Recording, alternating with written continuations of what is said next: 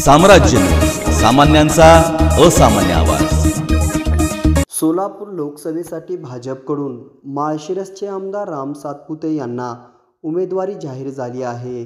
त्यावर महाविकास आघाडीच्या उमेदवार आमदार प्रणिती शिंदे यांनी ट्विट करून राम सातपुते यांचे सोलापूर लोकसभा निवडणुकीच्या रिंगणात स्वागत केले आहे।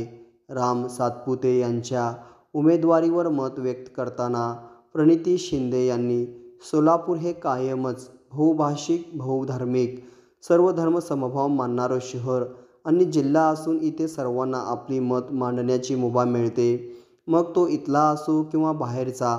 सोलापूरची लेक म्हणून मी तुमचं सोलापुरात स्वागत करते, अशा शब्दात प्रणिती शिंदे यांनी सातपुते यांना उपरोधक टोला लगावला आहे। तसेच पुढील 40 दिवसात लोकांचे प्रश्न आणि विकासाचे मुद्दे याचं भान राखून लोकशाहीचा आदर करते, आपण विचाराची लढाई लढत एकमेकाविरुद्ध उभे राहू आणि समाजात फूट न पाडता समाजाचा एकत्रित विकास होण्यासाठी काय करू शकतो यावर लढाई लढू, अशी फटकेबाजीही त्यांनी आपल्या ट्विटच्या माध्यमातून सातपुतेवर केली आहे।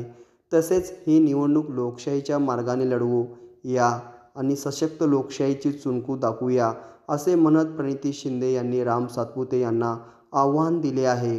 प्रणिती शिंदे यांच्या ट्विटमुळे आता खऱ्या अर्थाने सोलापुरात राजकीय धुळवड सुरू झाल्याचं चित्र दिसून आले आहे।